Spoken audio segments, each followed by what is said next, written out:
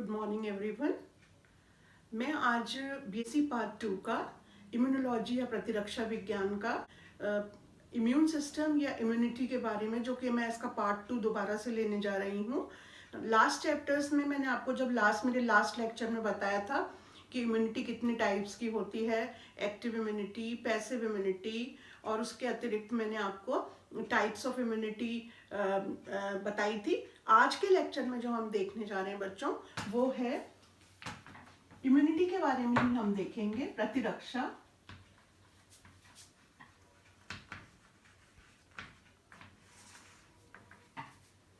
किन्हीं भी वर्टिब्रेट्स के अंदर prevention of many diseases, disease causing antigens, 2 types of immunity is there.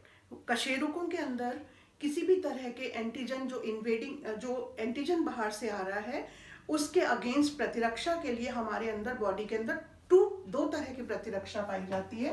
वो प्रतिरक्षा क्या है? एक प्रतिरक्षा तो है AMI। AMI का मतलब एंटीबॉडी मीडिएटेड इम्यूनिटी। और जो दूसरी प्रतिरक्षा होती है वो होती है CMI, सेल मीडिएटेड इम्यूनिटी। तो हमारी जब कोई इन्फेक्शन आता है तो हमारी शरीर के अंदर 2 तरह से प्रतिरक्षा प्रदान की जाती है। एक तो होती है AMI, एंटीबॉडी मीडिएटेड इम्यूनिटी, जिसको हम बोलते हैं प्रतिरक्षा मीडिएटेड इम्यूनिटी, है ना। ऐसी इम्यूनिटी जो हमको एंटीबॉडीज के द्वारा प्रदान की जाए, ऐसी प्रतिरक्षा जो एंटीबॉडीज के द्वारा प्रदान की जाती है, उसको हम एंटीबॉडी मीडिएटेड इम्यूनिटी कहते हैं। और ऐसी प्रतिरक्षा जो कि हमें कोशिकाओं के द्वारा प्रदान की जाती है, स्पेशलाइज्ड टी सेंसिटाइज सेल्स के द्वारा प्रदान की जाती है, उसे हम सेल मीडिएटेड इम्यूनिटी कहते हैं। इसके बाद हम इसको एक एक करके देखेंगे बच्चों। सबसे पहले हम देखेंगे एंटीबॉडी मीडिएटेड इम्यूनिटी या प्रतिरक्षी मध्यवर्ती प्रतिरक्षा। हिंदी में इसको क्या बोलते हैं? प्रतिरक्षी मध्यवर्ती प्रतिरक्षा।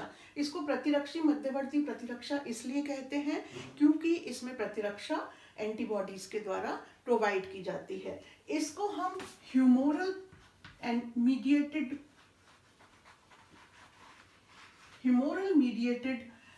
इम्यूनिटी भी कह सकते हैं। क्यों कह सकते हैं ह्यूमोरल मीडिएटेड इम्यूनिटी? हम इसको क्यों कह सकते हैं? क्योंकि एंटीबॉडीज जो होती हैं, they are present in the body fluid like lymph और ब्लड। क्योंकि ये प्रतिरक्षियां जो होती हैं हमारे ब्लड के अंदर या लिम्फ के अंदर पाई जाती हैं, they are the part of body fluid, इसलिए हम इसको ह्यूमोरल मीडिएटेड इम्यूनिटी भी कह सकते हैं। अब होता क्या है, इसका प्रोसीजर क्या होता है, किस तरह से प्रतिरक्षा उत्पन्न की जाती है AMI वाली। सबसे पहले हम देखेंगे AMI,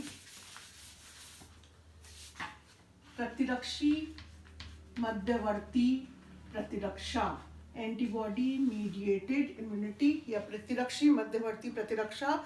इसके अंदर क्या होता है कि कोई भी फॉरेन सब्सटेंस आया शरीर के अंदर, कोई फॉरेन सब्सटेंस आया जो रोग लेकर के आ रहा है, और ये फॉरेन सब्सटेंस क्या होगा? एंटीजन। ये फॉरेन सब्सटेंस क्या होगा? एंटीजन। जब ये एंटीजन जो होता है हमारे शरीर में आता है, तो ये क्या करता है? ये स्टिमुलेट करता है बी लिम्फोसाइट्स को।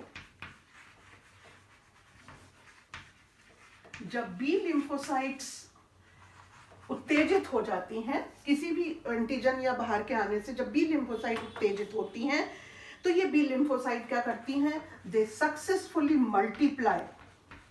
इनके अंदर विभाजन शुरू हो जाते हैं, and they give rise to many plasma cells. ये किसमें बदल जाती है? प्लाज्मा कोशिकाओं में। ये जो बीटा लिम्फोसाइट्स हैं, ये मल्टीप्लाई करती हैं, इनके अंदर विभाजन शुरू हो जाते हैं, और ये विभाजित होकर के बहुत सारी प्लाज्मा सेल्स में बदल जाती हैं। ये प्लाज्मा सेल्स जो होती हैं, ये क्या होती हैं? ये ही एंटीबॉडी प्रोड्यूस करती हैं। These plasma cells are antibody producing cells.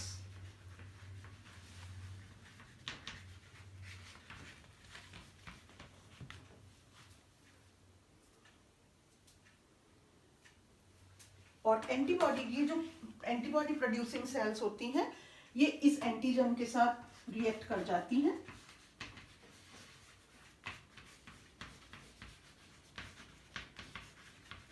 और शरीर को इम्यूनिटी प्रदान हो जाती है।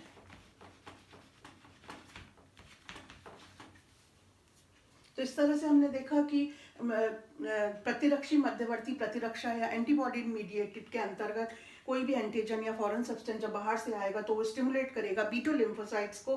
बीटा लिम्फोसाइट्स जो होती हैं, बीटा लिम्फोसाइट्स मल्टीप्लाई करेंगी, they will give rise to many plasma cells which are antibody producing cells. When the antibodies are produced, they will combine with the specific antigen and thereby producing the immunity. तो ये तो हमने देखा AMI के बारे में। अब हम देखेंगे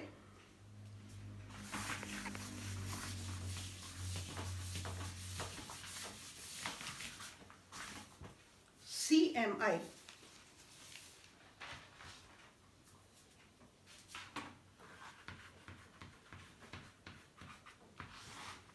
CMI, cell mediated immunity. Cell mediated immunity, कोशिका मध्यवर्ती प्रतिरक्षा, ऐसी प्रतिरक्षा जो हमको कोशिकाओं के द्वारा प्रदान की जाती है। इसका सबसे बड़ा पार्ट ये है कि इसके अंदर कोई भी एंटीजेनिक स्टिमुलेशन नहीं होता, कोई भी antigenic stimulation, no antigenic stimulation. अगर एंटीजेनिक स्टिमुलेशन नहीं होगा तो एंटीबॉडी भी प्रोड्यूस नहीं होंगी, तो प्रतिरक्षा कहाँ से प्रदान की जाएगी? सेल्स के द्वारा। In this the immunity is provided by antigen stimulating special types of cell which are known as T sensitised.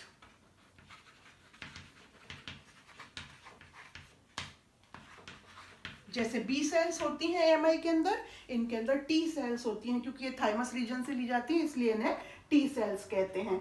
तो इनके अंदर स्पेशल टाइप की टी सेल्स जो होती हैं वो प्रतिरक्षा उत्पन्न करने के काम में आती हैं। Since immunity is provided by cells, so it is referred to as cell mediated immunity. इन टी सेल्स के अलावा मैक्रोफेजेस जो होती हैं वो भी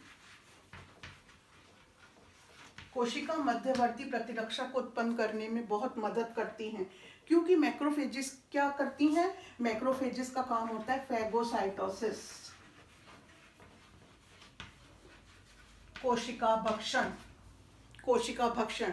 जब ये मैक्रोफेजेस, इनएक्टिवेटेड मैक्रोफेजेस, जब टी सेल्स के साथ में शरीर के अंदर कहीं पे सपोज कोई इन्फेक्शन आया, ये बॉडी है, इसमें शरीर से कहीं इन्फेक्शन आया, कोई पैथोजन आया, तो उसके अंदर क्या होता है कि टी सेंसिटाइज सेल जो होती हैं वो एक्टिवेटेड हो जाती हैं। उसके साथ ही जो मैक्रोफेजेस होती हैं जो अपनी एक्टिवेटेड फॉर्म में नहीं होती हैं, वो भी उस एरिया के चारों तरफ आकर के घेर लेती हैं उस स्थान को, और वो भी एक्टिवेटेड हो जाती हैं। और फिर ये क्या करती हैं, ये टी सेल्स जो होती हैं ये भी मल्टीप्लाई कर जाती हैं, इनके अंदर भी विभाजन शुरू हो जाते हैं और ये टी क्लोन सेल्स को जन्म देती हैं। टी क्लोन सेल्स ये किसको जन्म देती हैं? टी क्लोन सेल्स को। ये टी क्लोन सेल्स जो होती हैं they interact with other molecule of antigen, जो भी बाहर से पैथोजन आ रहा है उसके साथ ये क्रिया करती हैं। और जो मैक्रोफेजेस होती हैं वो क्या करती हैं? मैक्रोफेजेस उस इन्फेक्शन को, सारे पार्ट को चारों तरफ से ऐसे, ये मैक्रोफेजेस हैं, ये टी सेंसिटाइज सेल्स हैं, तो ये चारों तरफ से मैक्रोफेजेस इसको घेर लेती हैं और जो पैथोजन आ रहा है उसकी ग्रोथ को क्या कर देती हैं? इनहिबिट कर देती हैं, ग्रोथ को खत्म कर देती हैं। ना तो उसमें ग्रोथ होगी, और जो टी सेंसिटाइज सेल्स हैं इनके सेंसिटाइजिंग जो मटेरियल होते हैं वो आने वाले पैथोजन के प्रभाव को भी खत्म कर देते हैं। तो इस तरह से बेसिकली सीएमआई के अंदर मेन इंपॉर्टेंट चीज क्या है कि कोशिका, कौन सी कोशिका है? सेंसिटाइज टी सेल्स जो होती हैं वो क्योर करने में मदद करती हैं। ये हुई आपकी सेल मीडिएटेड इम्यूनिटी। तो ये दो तरह की हमने प्रतिरक्षा देखी, सेल मीडिएटेड इम्यूनिटी और प्रतिरक्षा मीडिएटेड इम्यूनिटी। अब हम देखेंगे दोनों के बीच में बेसिक डिफरेंस क्या है। मैंने दोनों तरह की प्रतिरक्षा आपको समझा दी है, अब इन दोनों के बीच में हम अंतर देखेंगे।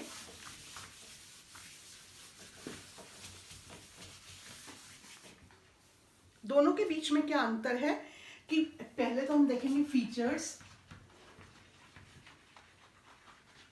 फिर हम लिखेंगे यहां पर कौन सी, AMI एंटीबॉडी मीडिएटेड इम्यूनिटी, और दूसरी हो गई सेल मीडिएटेड इम्यूनिटी। इस तरह से हम एक चार्ट फॉर्म में इसको हम देखते हैं।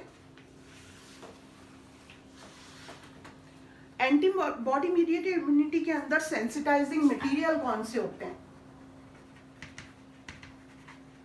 सेंसिटाइजिंग मटेरियल कौन कौन से होते हैं। एंटीबॉडी मीडिएटेड इम्यूनिटी के अंदर सेंसिटाइजिंग मटेरियल होते हैं proteins, polysaccharides, lipids. Protein, polysaccharides and lipids. जबकि CMI के अंदर सेंसिटाइजिंग मटेरियल जो होते हैं proteins and protein hapten. Protein and protein haptens. Number 2, दूसरे नंबर पे हम देखेंगे रिएक्शन टाइम। इनका रिएक्शन टाइम या इनकी प्रतिक्रिया होने में कितना टाइम लगता है। तो जो AMI है उसके अंदर क्या होता है, रिएक्शन जैसे ही स्टार्ट होता है तो वो रिएक्शन इमीडिएट होता है, इमीडिएट रिएक्शन, मिनट्स में, immediate reaction with in minutes. जैसा ही कोई प्रतिजन आया, एंटीबॉडी प्रोड्यूस हुई और स्टार्ट हो गया रिएक्शन। इसके विपरीत जो सेल मीडिएटेड इम्यूनिटी है, CMI है, उसके अंदर क्या होता है कि रिएक्शन डिलेड होता है, टाइम लगता है, रिएक्शन को होने में टाइम लगता है। इसके बाद नेक्स्ट पॉइंट है इनिशिएटिंग इवेंट्स। इसके अंदर कैसे कैसे इनिशिएटिंग इवेंट्स होती हैं।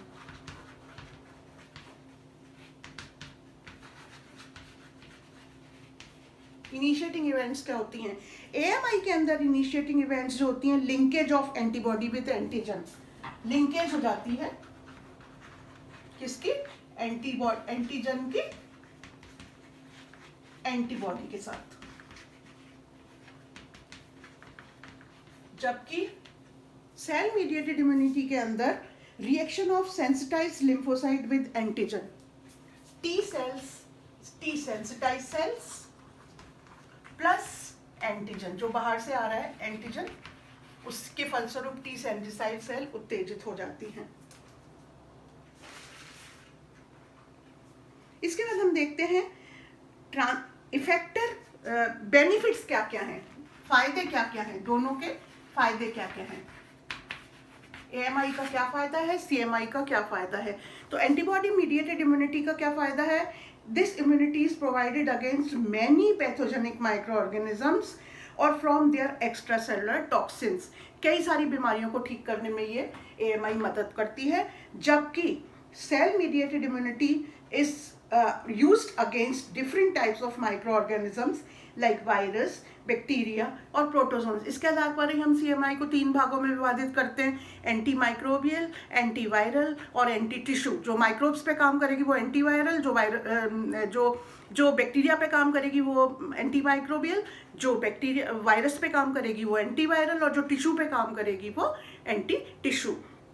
इसके अतिरिक्त ये CMI जो है वो ट्रांसफर्ड इम्यूनिटी और ट्यूमर इम्यूनिटी के अंदर भी काम करती है। तो ये मैंने आपको आज के लेक्चर में बताया कि AMI और CMI में क्या अंतर है और इनकी कैसी फंक्शनिंग है। Thank you.